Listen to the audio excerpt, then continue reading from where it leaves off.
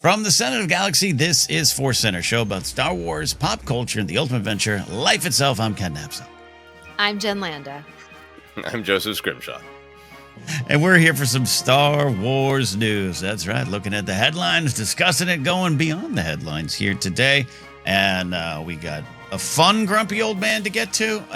We've got 50 years of A New Hope coming your way. Before we get to that, we always like to remind you of our sponsors, and today our show is sponsored by our own merch shop on Fourth Wall. Check out our merch store there. Pick up a t-shirt, a pint glass, a coaster, something to support the show and represent ForceCenter out in the galaxy or your own living room. New items have been added. Like I said, more on the way. If you have something specific you want, you think that we might be able to do, let us know, and we'll see if we can get into there. Head over to ForceCenter-shop.fourthwall.com. ForceCenter-shop.fourthwall.com. Check out that merch store, or if you're watching on YouTube, the links are down below.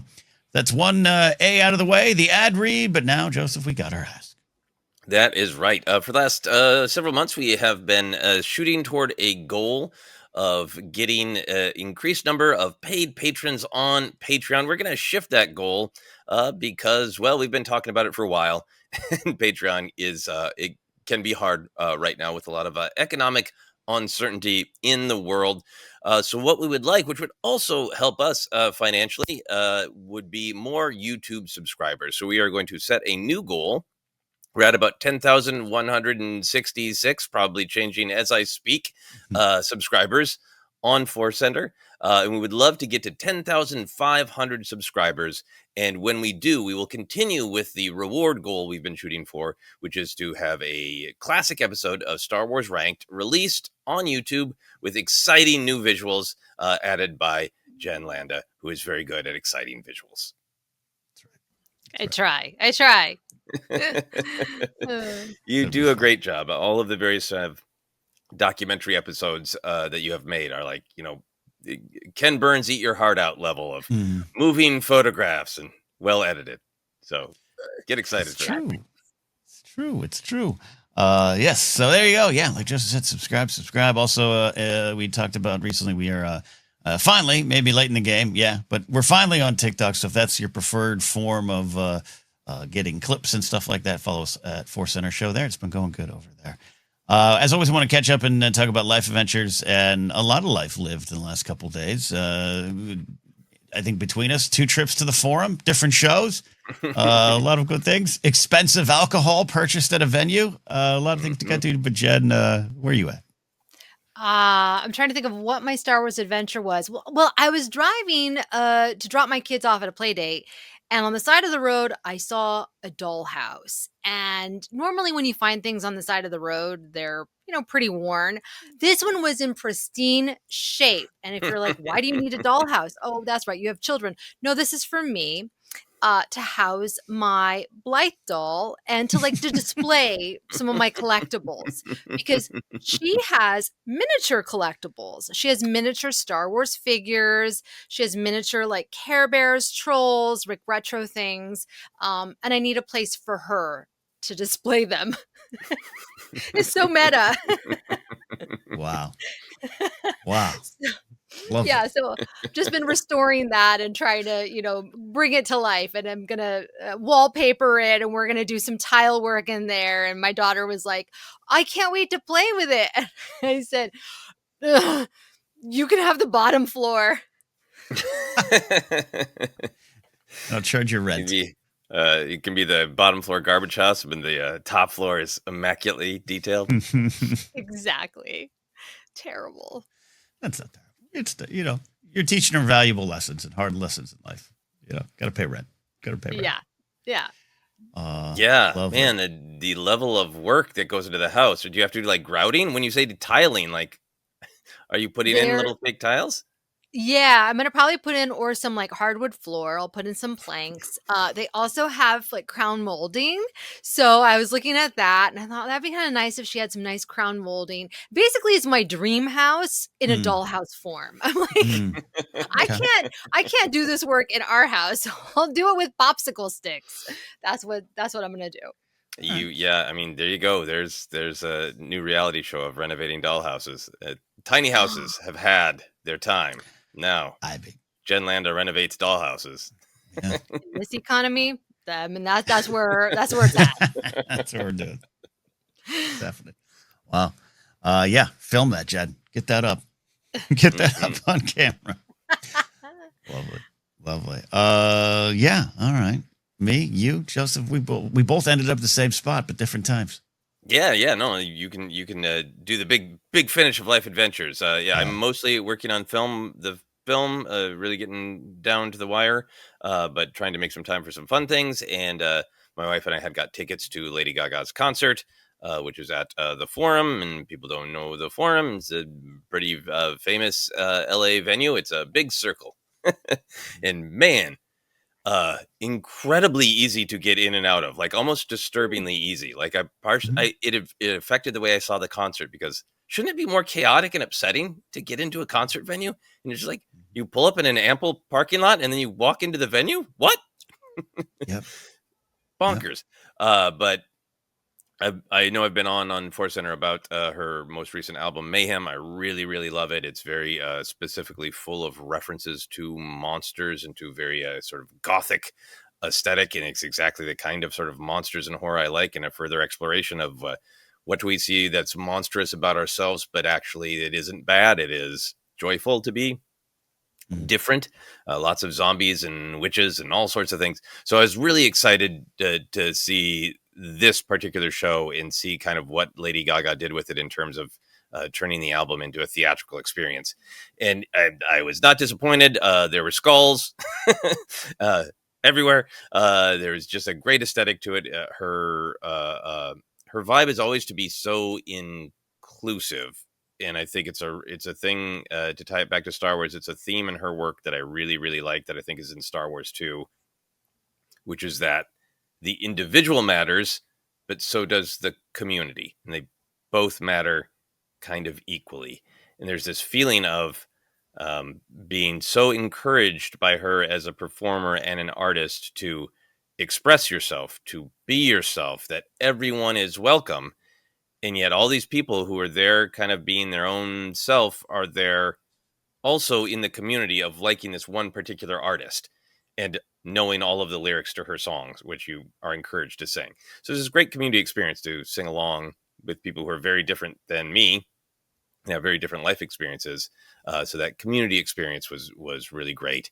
And it's just, her concerts are so theatrical that it felt like seeing almost a kids theater show where we were like really into her dress up, and then when she takes the dress up off and it's like, and she's real too. It was, it's a great experience of the power of art. So that was my big adventure this week. Love that. Yeah, I ended up at the Forum last night. Buddy Eric Bass from the band Shinedown was in there playing a show. So my buddy Mark Riley and I got to go down there and go backstage. And I was so excited for you and Sarah and a couple other of my friends. Matt, Marisha, and Brittany all got to go to Gaga Monday. And I was very happy for them and jealous that Chapel Roan was there with them. But I was walking around backstage, which is, undoubtedly cool, but also you're in everyone's way. So it's really awkward. You're just kind of like, I got this. Okay. But I was like, where? I wonder where Gaga's dressing room was. I wonder where I was wandering around. A lot of fun. But I don't want to get too serious or deep here. But I have to be honest about my Star Wars Life adventure. I had a great conversation this week, and I've had a conversation with a couple of people. But this year it's been a lot of change for me. And though I still have a lot of angst about employment and living situations and those kind of things, I'm at an interesting piece after ending a relationship after 8 years, and kind of in this good spot with it and open to all the possibilities in the future. And a couple of people have been asking me about that. And I was talking to a friend this week, and I just, without realizing it, I was like, well, where I've kind of faced, how I'm dealing with it is I had 8 years. I did not lose the relationship. I got to have 8 wonderful years, and that has come to an end, and that I am able to let that go and keep the future open to a lot of possibilities and kind of live in that spot. And as I'm talking, I've just realized it's the most Jedi I've ever been in my life. But it also started to open up oh yeah, because you hear the conversation about Jedi and attachment, and I think there's it's a simple concept, but it's also, I think, a hard concept. And I think the Jedi, and I know we got the Justice for the Jedi theme here, but I think the Jedi take it on the chin sometimes.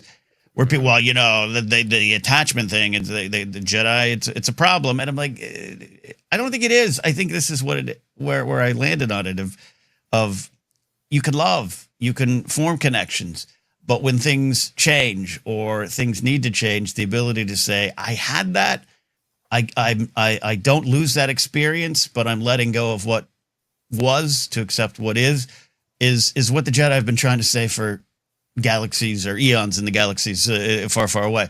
And I just had a real weird moment of, without even knowing it, I was talking about Star Wars with someone, and it felt like years of ForceCenter finally seeping into my brain. So just wanted to share all that. Yeah, that's great. That's fantastic. And I think I really agree with you. There is a big difference between being forbidden to have something versus needing to be able to let it go. Yeah. Having that ability to just be present where it is. So thank you, Jedi, for helping me process the end of a relationship. Let's get into some Star Wars news. A couple stories to get to this week, and we're going to have some fun with them. A New Hope celebration is in the works. A New Hope at 50, Episode 4, it was announced this week, is returning to theaters April 30th, 2027. This means it will be all of it will be available to watch on May 4th. We'll be in theaters on May 4th, 2027, watching Star Wars: A New Hope. So just wanted to dive into that and talk about not a surprise. I think they've been doing these re-releases. They've been having great success with them. So this is one that was anticipated. But Joseph, it's happening. Thoughts on this re-release? Yeah, I think I'm very curious to know which version of the film it is, and I feel like the discussion that I saw online about this, some of it was snarky to annoyed that it had been announced basically around 2 years in advance. And I stopped myself from, like, I don't have the time to go into comments, because I was going to try to say, here's some reasons, you're not in the Star Wars bubble. Here's some reasons why I think they might be announcing it. But so much of what I saw was like, well, why are they announcing it now? And I think, obviously, to hype up Starfighter, I think for those of us in the Star Wars bubble, there's been some concern about, is Lucasfilm and Disney going to put their back behind the 50th anniversary? And I think by announcing it almost 2 years ahead of time, part of the reason for that might be to say, like, don't worry, we're going to make a big deal out of the 50th anniversary of Star Wars. Give us some time and some runway. But a part of me also wonders if it's like, this is the first tease, and then we'll get around to telling you which version it is, because there's nothing in the press release that clarifies which version it is. So it also feels like a little bit of a tease, where a year from now they can reveal. And with George's blessing, right, we are showing a brand new print of, I don't know if that will happen, but right, it's interesting to me that they didn't clarify, like, the final version of George Lucas's masterpiece that he completed with McClunky in 2019 will be like, there's nothing clarifying, which version of the film. Yeah. So those were some of my initial reactions. I think that's a good point. I got to be honest, I didn't even stop to think about that, because I'm just so used to seeing the versions we get, or, McClunky shows up and we all have either a laugh, or you shake your fist, or, both, which I still enjoy the McClunky of it all there. But Jen, thoughts on this, and now the added stakes of which version? I was laughing because some people have friends like this that give you long notice, where they're like, 6 months from now, I'm having a birthday party, which I appreciate. Or it could be that you have a friend that needs that advance notice. So maybe Lucasfilm is looking at us, the fans, and saying, I know you guys are freaking out. I'll just tell you now, put it in your calendar. So that cracked me up, that type A kind of announcement. But what I thought was really interesting is what you're saying, Joseph, is I kept rereading that press release. It's very, very short. And the language that they use was something like classic. They specifically use Mm-hmm. the word classic, which I think is a hint. And I think that it is, considering that they just screened the original print, I think it could very well be the OG version of Star Wars, which would be wild. And Yeah. I know, I mean, the StarWars.com writers are fantastic. They know what they're doing. And it's like, it's Mm, just vague enough. It's just mm. vague enough that they're leaving the door open for us. And yeah, and I understand the print they showed in the UK is a literal specific print, but with 2 years Right. running, like I don't think they're going. Obviously, they're not going around the country going in No. Omaha on one day. We'll show that literal physical print, right? So if it Maybe is though. some version of the classic version, it would perhaps Mm, be you know actual Disney Lucasfilms version of the despecialized edition, a new mm, print or a new DCP. I know there's a lot of complexity to it, mm. but it's clearly within their possibility. Yeah, it's not just an on button, right? Not just a Yeah, toggle, no. which version. And God, you both are getting me excited here. Good old fashioned theory talk on what it could mean. Jen's got clues. I gave you all the clues, Mister Policeman. It's right there. It's right there. Man, I with the museum in 2026, I don't know, George. In the last chapter, having looking back in a little different way, I could see some kind of, quite frankly, new version, something cobbled together. But then I'm like, no, that doesn't work because you're going to sit George down and go, all right, we're going to keep the new X-wings, but we're going to cut the Jabba seat. Like, I don't think that would even happen. So, What if it was with director's commentary and you can't see the actual film without George? but it's George actually comes out at every Yeah, screening. yeah, I'd be down for that. Yeah. Oh Ken, man, what were your initial reactions and thoughts on it, on why I'm they excited. announced it too early and all that? Yeah, I'm excited to know. I'm excited. I've been blessed to go to the Phantom Menace and Revenge of the Sith, and had such a fun time.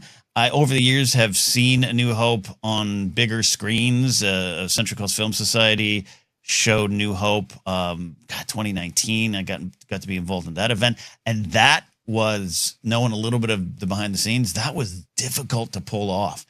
A Mhm. lot of talking with Lucasfilm and the Lucasfilm legal team and PR team, and what you could do, what you could say, what you could show. It was pretty fantastic. Pretty fantastic to learn the ins and outs of that with them. So that might be what it is too. 2 years to get it all right.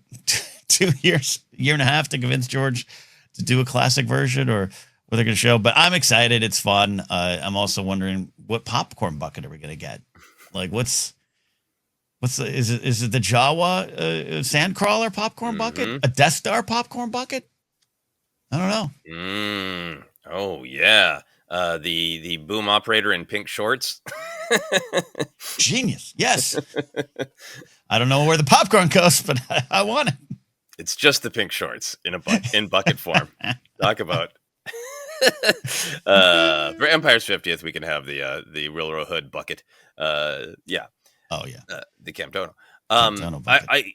One bit of news that is Star Wars related that we don't really cover, but it's Star Wars adjacent, is the Avengers films moving to December, and Right. really clearing the way for summer 26 and summer 27 to be the summer of Star Wars in terms of Disney not crowding themselves.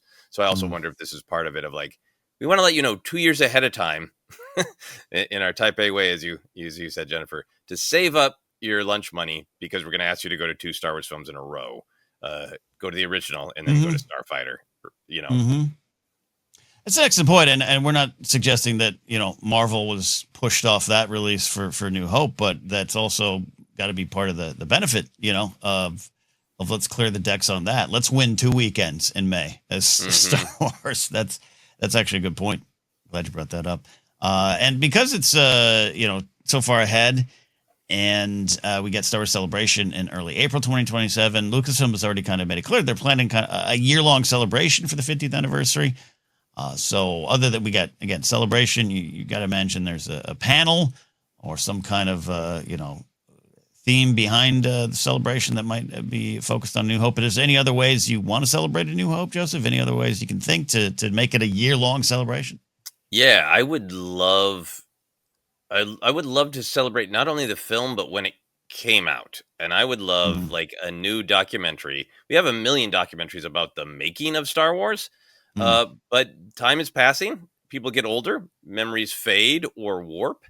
And I would love, while a lot of people who were alive in the summer of '77 are kicking, I would love a documentary kind of about the summer of '77. And for like Star Wars fans who like, hey, you discovered it with Force Awakens, to Mm. really say this was the state of the world when this came out. This was the state of politics. This was the context of other films. These are the films that were, playing that weekend. Like, you can look all those things up, but to put them in a documentary and say, this isn't just like, oh yes, here's George's panic attack, stress. We Hmm. had to go to the hospital. Here's him fighting with the cinematographer in the UK. But here is the world that the film entered into, and what relationship does the world it entered into in the summer of '77 have with why it's successful. And other documentaries have certainly touched on that, like Lucas's own Empire of Dreams. But for the 50th anniversary, I would love a Star Wars summer of '77 documentary about the time it was made. I love that idea. I love that idea. I kind of went to the doc realm as well, just seeing the 50th anniversary or the 50th year of Saturday Night Live be celebrated Mm. in a kind of a year long way as well. But there was a series of docs that was were released that were pretty fascinating. And, SNL is something that's in pop culture, has been for 50 years. We all grow with it. Many of us wanted to be on it. Like, we've all studied. A lot of us know the lore, but Hmm. that doc brought new insights and new responses and new modern takes on even something like Sinead O'Connor ripping up a picture of the Pope, and you Mm. have modern takes and Al Franken going, she was right. Like, those kind of moments. I think I would love to explore that with Star Wars. I love what you're saying about the historical context and just diving into that summer, that year, that time, Hmm. and why we had George has been up appearing on docs, and we got the ILM doc and everything. So, grab some interviews that are specific. One of the docs of the SNL doc focused on just the cowbell sketch, which was great. And I wish they would have done it for more sketches. But, if there's some specific aspect too of New Hope, and that you can go in deep, the toys or something. We got a lot of other people who've put their documentary takes on them, and I enjoy a lot of them. But what is the official kind of approach? Get modern words from George on the toys and the deal and Ken and all that stuff. I think I would love a year of docs. So I'm with you on the docs. Mm. Hmm. Jen, we're just a bunch of old men who love docs. Where you at? Yeah, I do too. And thank you for reminding me about the ILM doc, because I was initially going to say that if they're going to do a doc, it should be an HBO doc on Disney Plus property now. Because HBO, they don't hold any punches. Mm. Their documentaries tend to be very raw. But so was Light and Magic. And that's what Hmm. Mhm. I really appreciated about it, is that they shared the highs and the lows, the good, the bad, and trauma, pain, all sorts of things. I don't want it to be, no offense, the Disney Gallery. Mm. I don't. For me, those are like press kits that you would get. It's just like a publicity thing. Everything's great, and isn't it all wonderful? And it's like, no, making stuff is hard. Making Mm. movies, making TV shows is emotional, and there's fights. And that's okay, because in the end, oftentimes it leads to brilliance. Not oftentimes, sometimes it leads to brilliance, right? Mm. So I would love to see a really truthful documentary. And yeah, of course, get George's takes, because he has no filter. And as we know, as you get older, which we're going to talk about, you lose your filter even more. Now is the time to get him in Yep. front of the camera.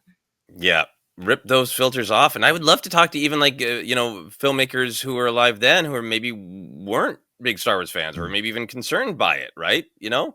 And get Mm. those different perspectives so it feels very, very real. Um, Mm. yeah. I would also love, obviously, the new merch. I would love it if they did like a replica of like summer of '77 merch of like, here's the 2 t-shirts that were available. And just just we all know the famous Toy Story of the toys weren't available for a very long time, but like if you were a nerd in 1977 who, like that famous photo of that young woman cosplayer who went back 30 times and made her own rebel outfit, like if you were her and you wanted to tell everybody like Star Wars, like what was physically available to you, and have that be the merch for 2027 would be really funny. Can we just re-release some Sears wish books, some Sears catalogs, so we all could just flip through the pages one more time? The entire thing, yeah, not just the Star Wars page. Just like, that's great. I also wouldn't mind just a full-fledged doc on George. I don't know if he's even interested in that. He may be like, I don't know, I'm kind of boring, but one of those. Yeah, and Jen, when you're talking about the HBO doc style, I just finished the 2-part, 2.5 hour each Billy Joel doc and loved it. And I'm not even like someone who's been a huge Billy Joel fan over the years, but there was, they all 4 of his ex-wives, or all his current wife and his 3 ex-wives on there, and they were all giving honest takes on it. It was kind of emotional and moving at times and painful at times. So yeah, I'm with you on that. On for other things, Galaxy's Edge, just have a month with Star Wars New Hope 77 kind of stuff, like you're talking about, Joseph, but also the characters. I know they got Chewie, but let's just do it. Don't worry about the timeline. Don't worry about where it fits into canon. Everyone took a vacation to Batuu. Just put Han, Luke, Leia, Obi-Wan, put them all there. Ponda Baba, Dr. Evazan. Yep.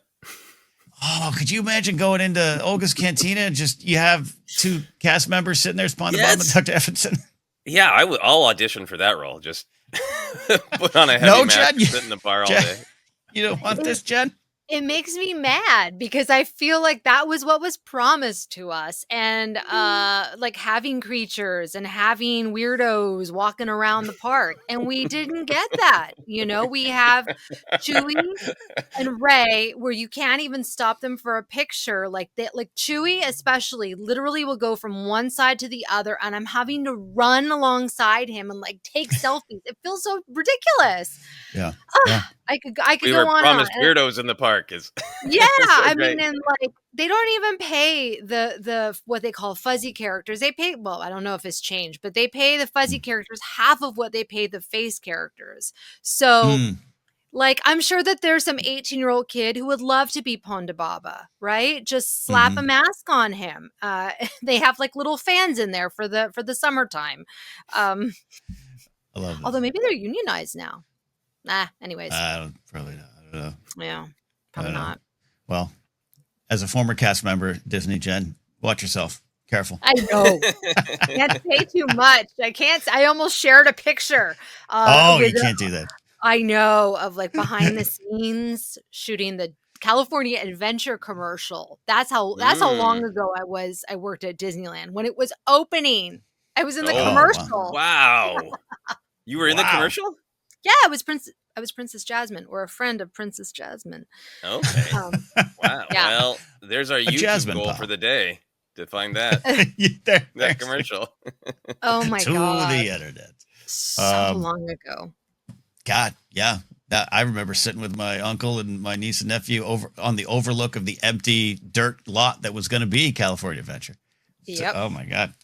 Isn't that wild? I don't know. I think we're old, which is why we like docs, and we want a lot of docs to celebrate A New Hope. 50 years.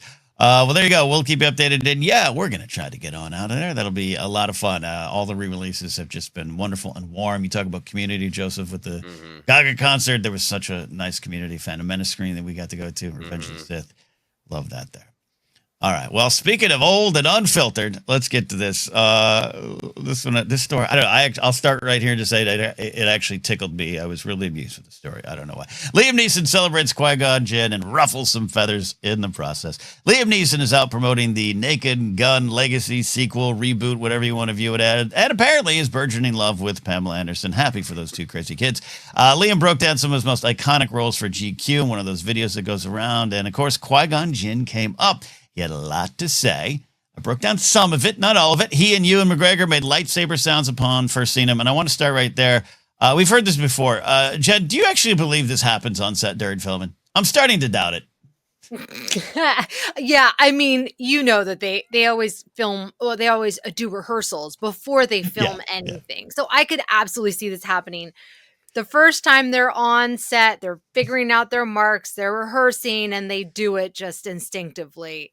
I Yeah. don't think that they actually did it when they were filming, right? I mean, This is not me being cynical. I love it because I would do this too. And I know you got, Holdo makes the pew sound, Laura Dern said, and it's on screen. You see her mouth say pew. Like, I get it. I'm not cynical and saying it's all intentional. It's a work. It's part of the marketing. But I'm always like, you're a really professional actor. Am I expected to believe that you got to, they said action and you started going vroom, vroom, vroom while you're acting? I don't know. But rehearsals, everything else, totally believe it. Anyways, slightly cynical, Joseph. What's your conspiracy theory take on this? I don't doubt it for a second. I think maybe it's become exaggerated in his older unfiltered age. I think Ewan probably did it more because Ewan was younger and more of a Star Wars kid than Liam Neeson would have been a Star Wars young adult at that point. So maybe Liam's seeing what great reactions Ewan and Hayden have gotten from saying it in interviews, and maybe Liam's exaggerating, but I do not doubt it for a second. One of the most experienced actors on my film, I needed him to rush toward another character and try to get something from them. And he ad-libbed in every take, give me that, give me that, give me that. Just saying his motivation. And I think it's less about playing. I think some actors are like, they're trying to be the moment. They're trying to get into the moment. And that feels like a part of it because it is the noise. It's an extension of the character. I don't doubt for a second that some of these actors have done it. And Laura Dern is like one of the greatest actors on the planet. And the fact that Rian Johnson didn't have a good take of her shooting her blaster without her literally mouthing the words pew. He didn't have another take of one of the greatest actors living today of shooting a blaster without making a pew noise. Like, I think they exaggerate it in interviews for fun, but I don't doubt that actors do it. Okay, I'm with you. Maybe it's my pro wrestling background. I'm like, this is great marketing. Great marketing. Because now I want to buy a lightsaber. Maybe Liam, because he's not super familiar with Star Wars, saw you and do it. Was like, oh, is this part of it? This is what we got to do? Do we need to do it? Yeah. We're cynical, Ken. I don't doubt. Yeah, I don't doubt. I just like, I had trouble believing him. That's what I'm saying. I had trouble believing him. Everyone else, I'm like, oh yeah, it's totally me. Yeah, but can we talk just a moment about the big picture of this interview? Yes. Because I the giant crate size barrel of salt, not a grain of salt, a barrel of salt I take with this interview, because it's if you watch the actual video, it's super cut up. Some of these sentences are like there's a cut every 3 words. There's an interviewer off camera prodding Liam Neeson to get the most great, fun, clickable takes. Liam Neeson seems like he's having fun. And also, if you watch this in context of all of the other endless press he and Pamela Anderson have been doing for Naked Gun, he's doing his Frank Drebin Jr. deadpan shtick in a ton of it. There's a clip out there of a radio host asking him how he managed to do the deadpan humor. And he says something like, I just think of my dead mother. Like he's doing the deadpan bit for a lot of his press tour. So some of this stuff is like, yeah, I believe that's his unfiltered old man. I don't give a damn opinion, but also he's being prodded and he's joking. He's saying things with a wink in his eye, knowing like, oh, you want me to throw some meat to the lions? Okay. With a twinkle in my eye, here's some meat for the lions. So I think everything should be taken with that. Like, what did your grandpa say at the family picnic when he was trying to get a rise out of your niece? Is the whole interview to me. Yeah. No, I really agree with that. I watched the clip. I saw the headlines before the clip. So I was like, let's watch it. And sometimes I feel like some of the stuff that we'll get into here was said like that he didn't know that would be on the record, or like that they were just chatting between takes and he's describing Qui-Gon's death. I'm like, it just seems so casual and offhanded. But I agree with you there. One thing he did talk about, he added to what I'm calling the myth of George Lucas's relationship to directing, something we're all familiar with as Star Wars fans, but we need a doc to explain it even more. But Liam touched on it, claiming George told him. I love the way he phrased it. He's like, he told me. He told me. He doesn't like directing until he gets in the editing booth. He described George's style as simply telling him and others like Natalie Portman to be a little faster. Again, nothing new. Faster, more tense is a marketing campaign at this point in Star Wars, and it actually makes a lot of sense. So, Joseph, we'll start with you as someone who is in the editing booth right now, finishing your directing process. How do we as fans take these stories of George and his directing style? Where do you go with that? I think it is absolutely true that he doesn't love that part of the process, and he doesn't love talking to actors. We talked about it recently, and I think we got a YouTube comment that was upset about that. So I will clarify. I don't think that necessarily means his direction is bad, and I don't think it means that his filmmaking is bad. It's just a truth if he really doesn't like that part of the process. And I don't doubt it. Between the great Harrison Ford conversation in the Empire of Dreams doc, where he talks about George getting frustrated because why can't, it's right there on the page. Why can't you just say it? And Harrison Ford's like, as an actor, I need to find my way in. And George not having a lot of patience for that, of like, I wrote it. It's clear of day. Why can't you just understand it the way I did when I wrote it? That was really insightful to me. The great Daniel Logan, Ewan McGregor story about Attack of the Clones, where George couldn't find the right words to get a untrusting look from young Boba Fett when Obi-Wan comes to the door and Ewan McGregor leans down and says, pretend I just farted, and then gets the perfect take. All those kinds of stories and quotes from documentaries over the years make me feel like this is pretty true that he doesn't enjoy. And I'll say for myself, from been going through this process for a while now, when George, especially like with the prequels, is writing the films, then directing the actual production, then going to the editing booth, it is a really weird and emotional accordion back and forth from, here is something entirely private. I am sitting down with a pencil and paper, and I am inventing a world that makes sense to me. Now I need all these other people's help, so I need that world to make sense to them. And we see in the documentaries, when he's talking to Doug Chang, and he's talking to all of the VFX people, he's getting them to build out the world. But once you get on set, you're really asking all of these people to buy into your world, and it's emotionally exhausting to explain things again and again and again and again.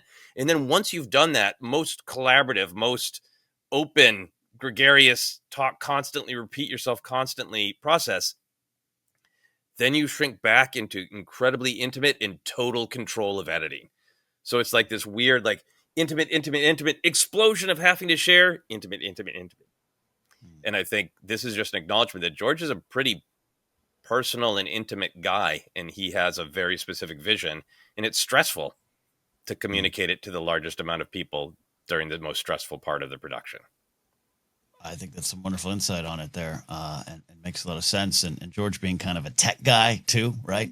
He is kind of a sciencey and tech guy too, and just once he could unlock a different approach to editing in the modern age of the prequel era. That's why I love that Ben Burt clip of look what this crazy wizard's doing here, moving actors from different scenes. You can see that for George, it's like, let's do it. Let's roll up our sleeves and really make this film. Jen, you how do you take this? And when you're on set, do you like faster, more intense as a direction?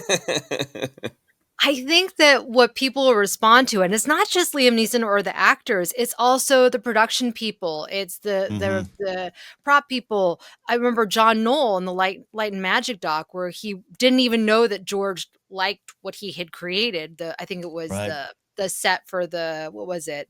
For the Phantom Menace, right? I can't remember what specific thing, but the pod race? Yeah, it might have been. I think it was the pod race. And George just came and saw it and was like, and then walked away. And later John heard that George loved it.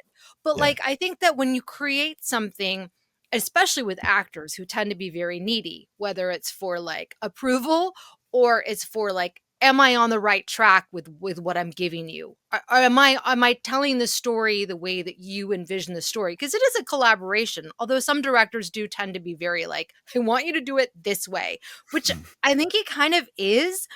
And if it's not going his way, it sounds like he'll try and, I don't know, he'll fix it in post, or he'll tell them faster, more intense, right? Mhm. But I can imagine how that would be. Like, you're on this huge movie and you're like, is this working? Like, I don't know. He doesn't say anything to me.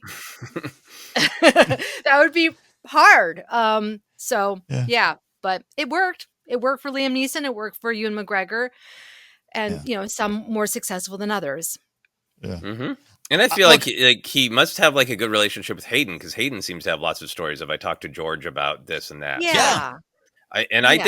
I think for part of him, it must be hard of just like, especially in the prequel era, of this is this incredibly weird world that I've made up in this incredibly weird style where I want it to be deeply personal and very human, but I also kind of like Flash Gordon, and I kind of want it to sound a little stilted and pulpy. And I think getting somebody like Hayden, who's just like, whatever, man, I am an open receptacle to your wisdom, that maybe he has more to say to Hayden than just kind of some, a different actor who's just like, what, I don't understand what's going on. And like, maybe it is just like relationships too. Which is what. Go ahead. Jen. Sorry. No. There's nothing worse than when a director is so specific that they want to give you line readings, and they're like wanting to tell you exactly how to say it. And I've had directors like that.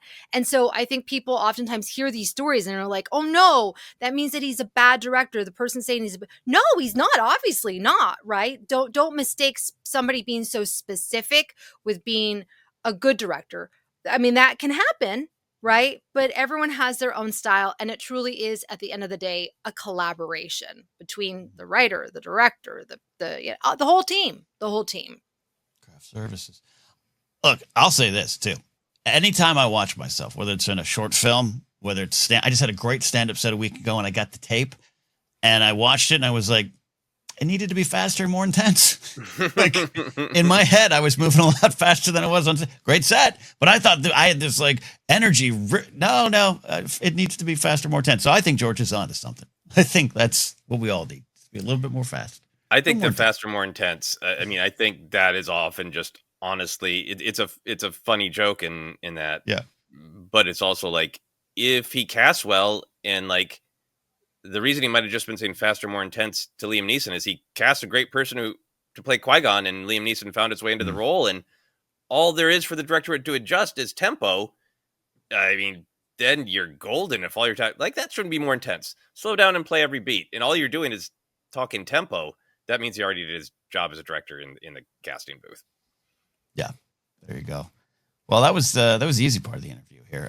Then we get to this one. This is your tub of salt analogy, Joseph, I think really comes into play here. Liam Neeson expressed displeasure with Qui-Gon's death, saying he felt a Jedi Master wouldn't fall for a simple positioning trick from Darth Maul. I'm kind of summarizing there. This is the part of the interview where I was like, I don't even know if he knew the camera was rolling. I think there's just something about this. It was a little namby-pamby up here. Like, I don't know about this one there. Look, Liam, I'm a fan of him and have been for a long time, like a lot of us are.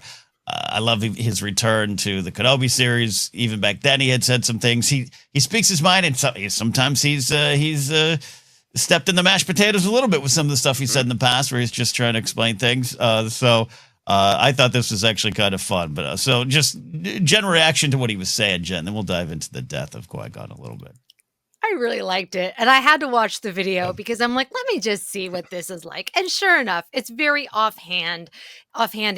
It's like a conversation, like you're saying. It does kind of seem like he's almost whispering it a little bit, like between you and me. Like, it was kind of namby-pamby. And I actually kind of agree in the sense that I had that initial thought when I first watched it. Now, of course, I'm like, oh, it's powerful that this incredible Jedi is still human, right? He is shocking. What a shock. My kids were like, oh no. So yeah, it's important for the story, but I can see why somebody would feel that way. Especially if you're just passing through Star Wars, even as a performer, and you're just kind of like, looking at it from afar, even if you're in it. Like, I could see it just in terms of you're looking at the duel. We're here to talk about the bigger picture, which we will in a second. But I also, again, I saw the headline first. This is why, try to go to the sources, try to read the whole thing, get the full context.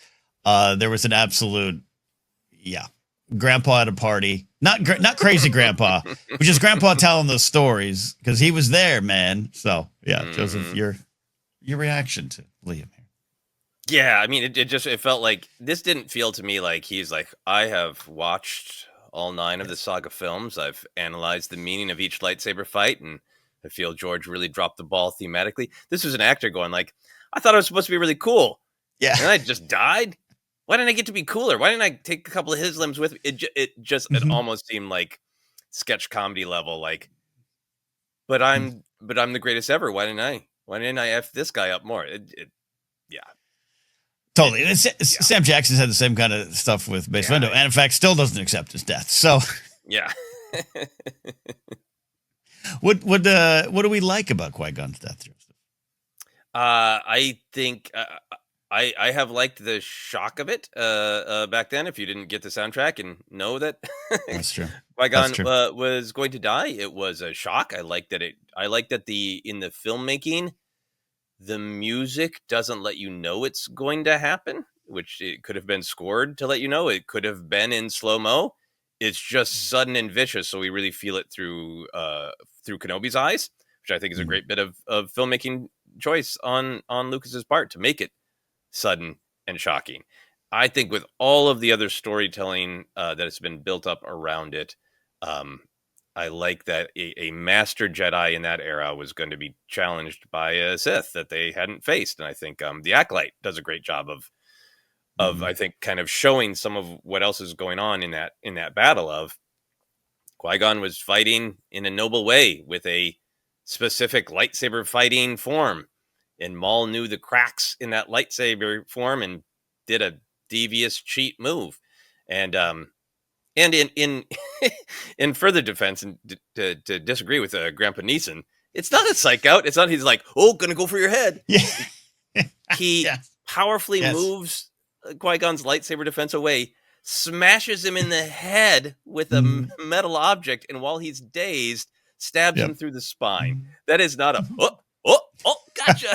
It's not a psych out. I agree with that. Right. It's not like a what's behind your ear? Oh my God. Yeah. Oh, it's a lightsaber through your stomach behind you.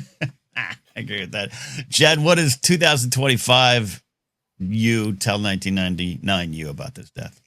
I think that sometimes the dark side wins in our lives. Yeah. And so it is really, really important that sometimes good people die. Some bad things can happen to good people.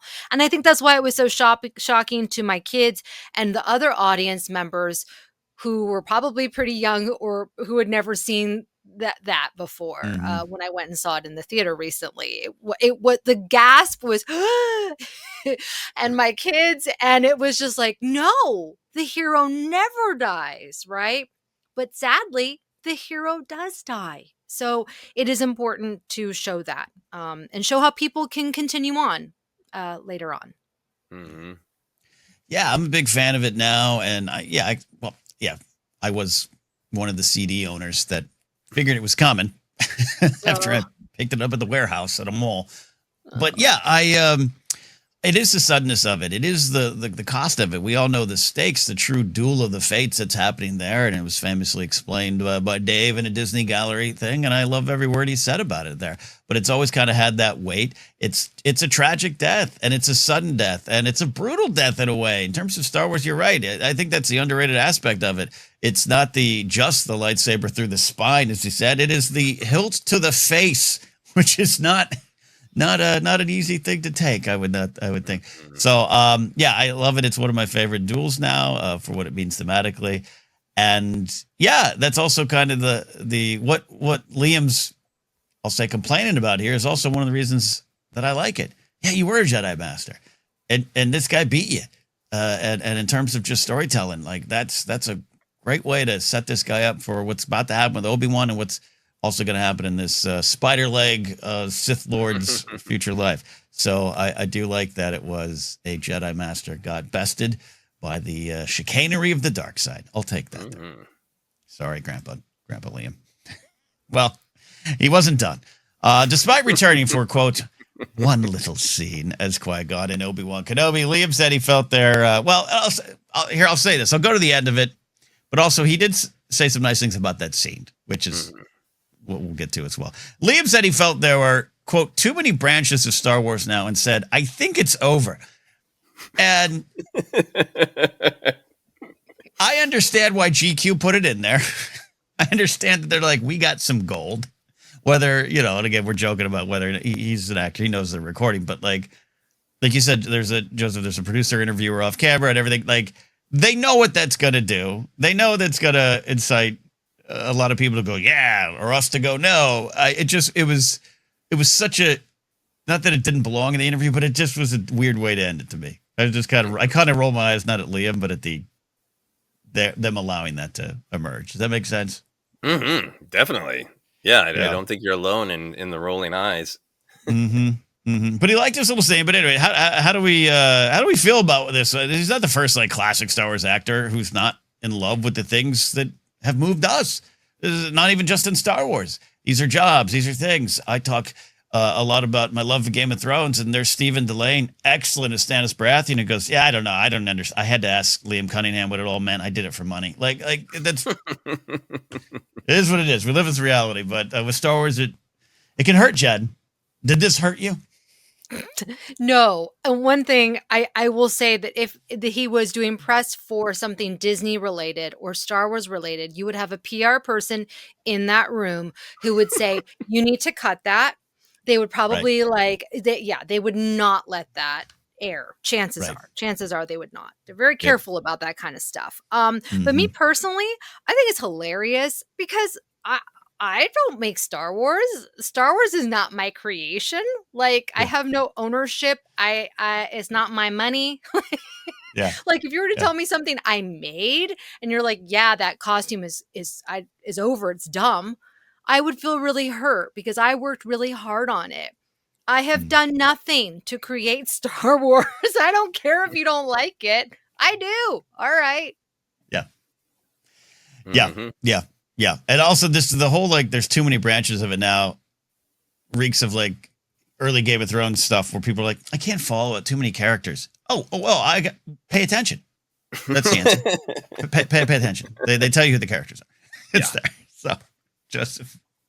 Yeah, I don't care if Liam Neeson feels that way at all. I really like him as an actor, and he's charming as hell and being, a great interviewer, I think. And I think still playing Frank Drebin Jr. up to a point. Like, he said things like this before, but especially the way he says it, it's so offhanded. It's so deadpan. Like, wouldn't that be a funny way to end this? So, but even if he is with his whole heart, if he came and knocked on my door right now and looked me in the eyes and said, no, I really mean it. I hate those Disney Plus shows. This is dumb. I wouldn't care because he's an actor and they have a different relationship with it. And I think that's something as fans, we look at actors, and some actors are all in. David Cornsweet, who played Superman, clearly is an all-in Star Wars fan.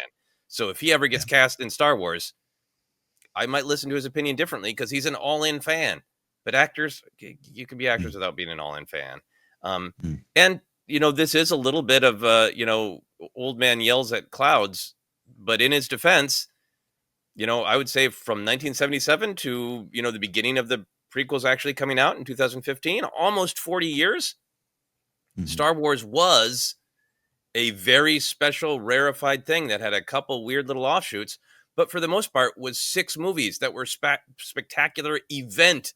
It wasn't going back to the 80s. It wasn't Rambo. Oh, there's another of them. It wasn't a horror franchise where like we've killed and resurrected Jason again. It was very rarefied. And that is the world that Liam Neeson has existed in for 40 years. And then for the last 10 or so, now they're making all these others. It is a different world to him. And so it's understandable that him would be like, what are you doing? It was like this special once every 15 years thing. And now you're making 8 of them every 2 minutes. Like his opinion is not surprising. And it isn't out of like I've sat down and done a deep dive on episode 5, season 1 of Ahsoka, and I feel the themes are off. Like, it's not. Right. It's like, there used to be a smoking section on airplanes. The world's different now. Like, it, you know, I'm not advocating that should come back. I'm just saying it's like, Air flight is over. he lived in a different world for many decades of his life, and that's all. Air travel is over. Yeah, no, I agree with you there. And I was going to, our final question here is, why isn't Star Wars over? And I'll start with myself here because I'll look at Liam and go, it's not over because that little scene that you came back for caused people I know to cry out of joy, out of just knowing it existed, out of getting to experience that again. You want to know why Star Wars is over? Despite all the problems, despite all the people throwing funerals for it and all those things, I was in a group of people last night of many different backgrounds, but all creative. And when Star Wars came up, even some who had strong opinions that I know they wanted to share in Last Jedi, it was done with like, oh, but I love it, right? You still run into that. And it's still going to go forward. And yeah, it used to be only 6 films. But I was always jealous of Star Trek fans that they had shows and more movies. One of my friends and I would always argue. He was a Star Trek guy, I was a Star Wars guy. We had that like hack argument, but we were in high school. And he'd always win that round of our ongoing debate. You guys only have 3 movies at the time. We have all these movies and we have TV shows. And I was like, I want a Star Wars TV show. Well, now we do. And you're right. To someone like Liam Neeson, who's not engaged with the world, it seems like a bit much. To us, we're upset that we don't have enough right now. I think that's part of it. Jen? I think that, to be cynical, Disney invested too much money into the Star Wars brand. They've incorporated it into their parks. So that's why it's not over, and it's not going to be over for a long time. But, truthfully, even if Disney had not bought Lucasfilm, I think that they would still be making things. The output probably just would have been a little bit less, which I think is actually where we're headed. And I think that's a good thing. I think that Star Wars needs time. The people need time to make these things and make it special and make it feel like an event. We don't need to have, because 2 TV shows and 2 movies, although we're going to be getting that, but we don't need that. We're going to keep it going. We're going to keep the light on no matter what. We've been through the dark times where there was, only books and comics. So we know how to Star Wars fast. Yeah, no, and there's something to be said about pacing and release schedules and the market. Yeah, there's all that business side of it too that I think you're touching upon there too, Jen. And yeah, you're right. Though Disney has shown if something they feel doesn't work, they'll shut it down. Rest in peace, Hotel, for those that enjoyed that, and I know a lot of people that did, despite 4-hour videos telling you that they didn't. So yeah, but I agree with you there, Jen. Joseph. Yeah, I think rarity has value, and I think expansion has value. I can kind of sit here and say I think there probably have been too many Disney Plus shows, but then I think about each show and what it offered and how, like, maybe for a lot of people, Acolyte was the one that's too far, but for a lot of people, Acolyte's the most special thing that Star Wars ever did. And I think it's not just Star Wars; it's the entire industry that's sort of reckoning with how do we balance when something has an incredibly intense fan base, but that also translates to general population. And like that discussion's happening right now with the Fantastic Four that had a great opening weekend and everybody's like, Marvel's back. And then they had a huge drop off, which indicates that the hardcore fans were really excited about it and the general public's not coming as much. And like, how do you navigate that? So I don't think it's just Star Wars. I think it's a complex question of how to navigate rarity versus expansion. And the most important thing to me, and why I get annoyed with these Star Wars over talking pieces, is that if Star Wars was over, this interview wouldn't be getting clicks based on Liam Neeson saying Star Wars was over. People would just be like, I don't care. If if somebody did an interview where it said, the Knight Rider phenomenon is over, it wouldn't get a bunch of clicks because there isn't a Knight Rider phenomenon. So the Star Wars bashing still getting clicks and therefore getting more bashing it only serves to remind us that it is still very, very beloved and very popular. I absolutely think that's right. It is the headline is the grabber. The funeral is the reason it's still going. Anyways, I don't know. But there you go. So go see Naked Gun. Every person in my life who has seen Naked Gun reports back that it is fantastic. So there you go. Go see Naked Gun or go root on Pamela and Liam. Fun interview. Thank you, Grandpa Liam. Thank you, Grandpa. Mm-hmm.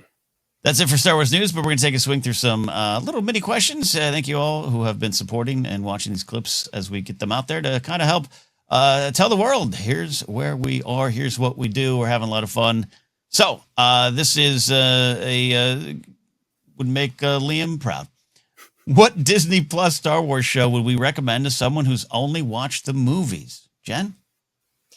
If you have kids or you just want a fun romp, Skeleton Crew. Hands down. It's easy to watch. You could binge it over the weekend. It will make you feel nostalgic if you're an adult. If you're a kid, it's a great entry point. And I'm only sad that there's going to be no season 2, since one of its stars is now going to be in Buffy. That's right. Mm-hmm. That's actually my answer, too. I was trying to think of Star Wars Rebels or Bad Batch. I was trying to get cute with it, but I'm also rewatching Skeleton Crew right now. I absolutely love Skeleton Crew. I love the look. I love the vibe. And if they've only seen the movies, I think serving up this kind of Star Wars classic style that is not, everyone's not super connected, all those kind of terms people throw on, but Skeleton Crew kind of stands on its own if you need it to stand on its own. And I think they'd be pulled in. I think the vibe is there. It has nostalgic vibes, but it also has brand new vibes, but it has the heart.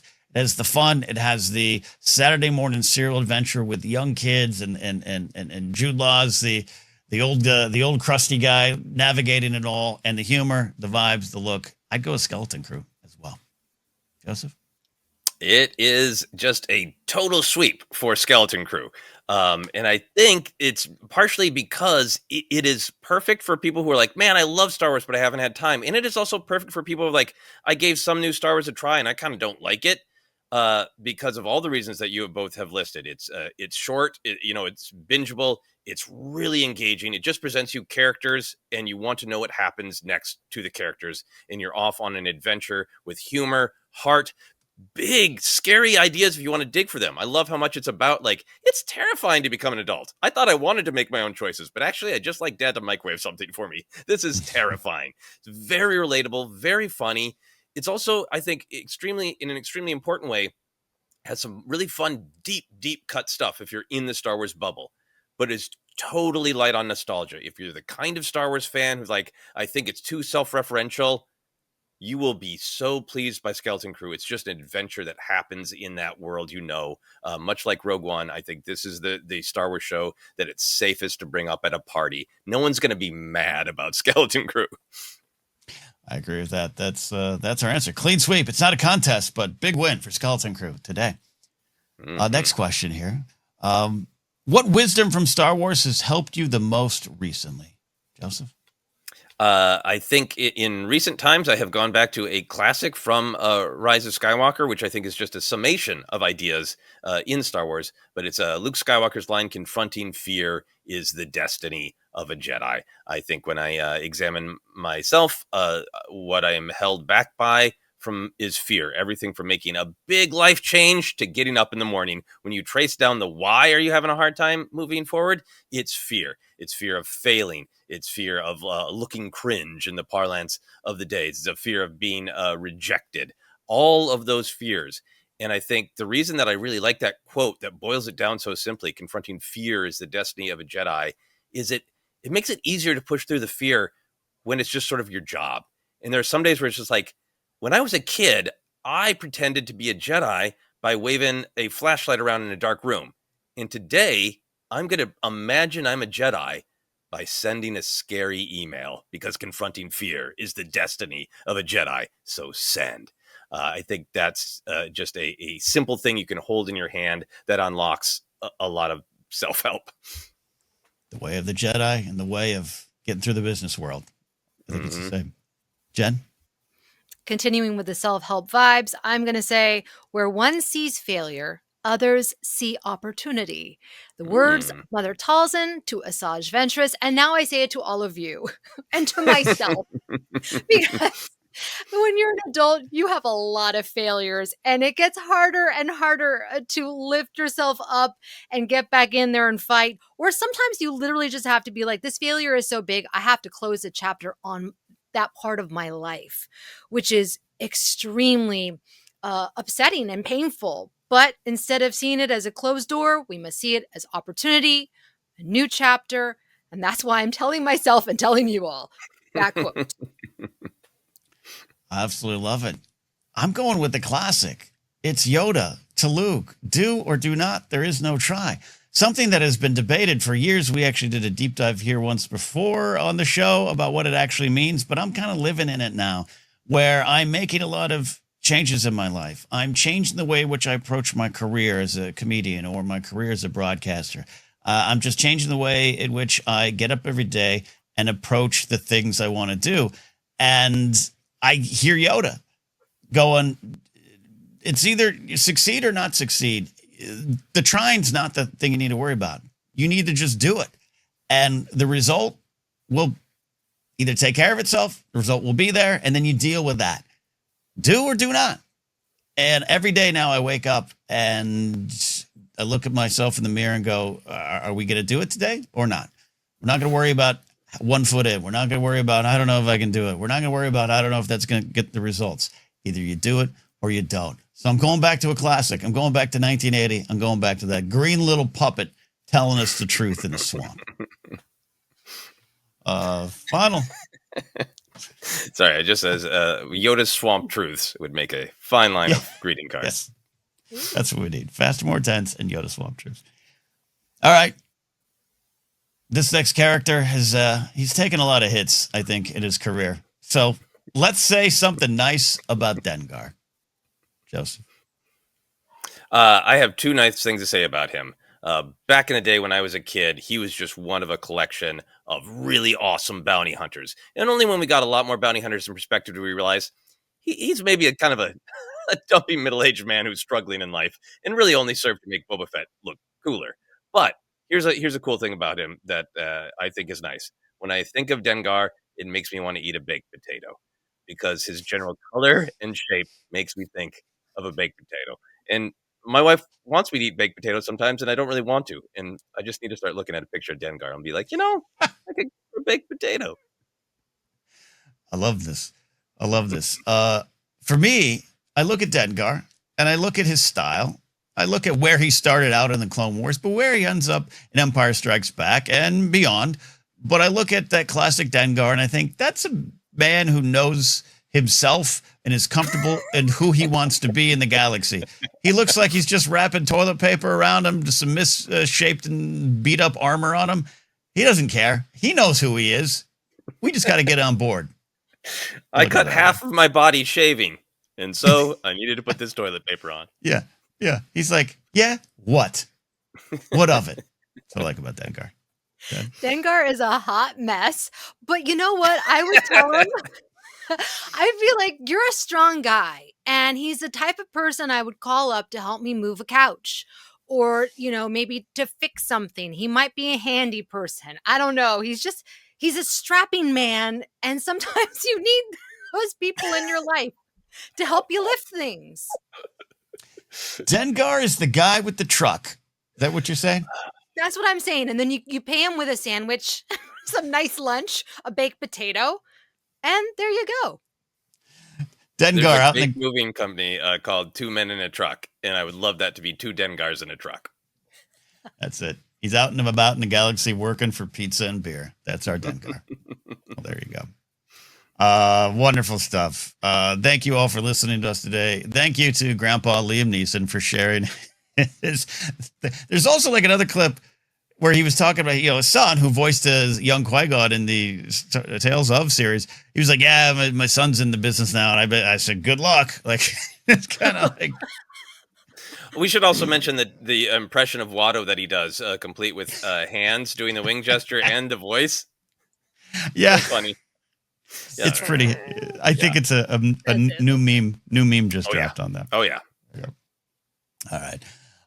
Thank you all for listening, supporting. We have a live show this coming Friday, the end of the week, what is the date on that? August 8th. I know what month I'm in.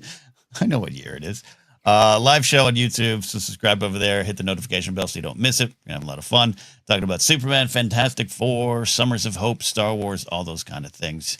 You can follow us on social media at ForceCenter Pod. Like I said, we are on TikTok at ForceCenter Show. Facebook page is ForceCenter Podcast. As a podcast, we are available everywhere. We do have audio versions of Databank Brawl, though I just realized I think I forgot to put up the one yesterday. So you'll have a bonus one this week.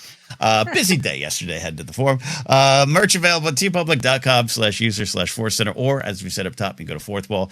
You can go to patreon.com/ForceCenter to support us directly from there. Get into our Discord. Follow me at Cat Knapsack, or I used to say my website, but I got an email as we were about to record saying it's not active. Your credit card's not working. It is, but we'll figure that out. I do have a big show if you're local here in town, August 10th. I am headlining a show, part of the Burbank Comedy Festival over at Flappers Comedy. Got a great lineup of comics who I've known for years. Lisa Gottman, Amy Witchery, Jason Boggs, who's actually returning to comedy, Jeff May, and Ed Greer, and others. Come on out. Information on my social medias there. Jen, where can they find and follow you? That's fun. You can find me at Jennifer Landa. I was going to say Jen Landa. Yeah, Jennifer Landa. All over TikTok. Jennifer Landa 1138. I don't know. It's been so long. Exactly. Plug away. Joseph. Yeah, you can find me on all the social media at Joseph Scrimshaw, and you can check out my blog, Finish Your Monsters. This week I wrote up a little bit more thoughts on the Lady Gaga concert if you're interested in that. There you go. I am. I'll check it out. There you all. We'll see y'all next time here on ForceCenter.